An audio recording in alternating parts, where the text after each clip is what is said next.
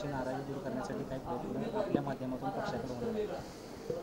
नाही, नाराजीच्या विषयावर या विषयावर पक्ष योग्य तो त्यांच्याबद्दल निर्णय घेईल आणि पक्ष मला वाटते की पक्षाचे वरिष्ठ नेते त्यांची समजूत काढून त्यांना मेन प्रवाहामध्ये आणतील. मला त्याच्यामध्ये कुठेही शंका वाटत नाही.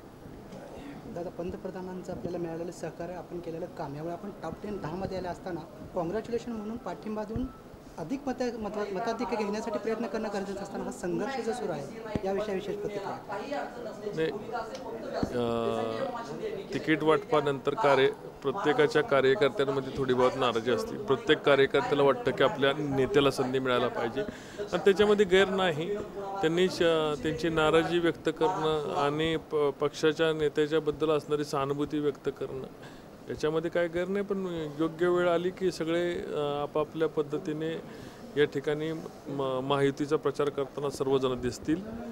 मला महायुतीचा उमेदवार करण्याच्या आधी पक्षाच्या नेत्यांना सर्वांना कळवण्यात आलं होतं की रणजितसिंह नाईक निंबाळकर यांना परत आपण उमेदवारी देतो आहे. त्यामुळे चर्चा करून मला वाटते आदरणीय रणजितसिंह मोहिते पाटील यांच्याशी पण पक्षाची चर्चा झालेली आहे. मला अडचण वाटत नाही. योग्य वेळी योग्य मार्ग निघतील आणि सर्वजण महायुतीचे एकत्र राहतील अशा पद्धतीचं मी निश्चितपणे भेट घेणार आहे आणि मला त्याच्यामध्ये काय कुठली शंका नाही की मोहिते पाटील सहकार्य करतील असं. घडामोडींसाठी आजच आमच्या रोकठोकच्या YouTube चॅनलला सबस्क्राईब करा.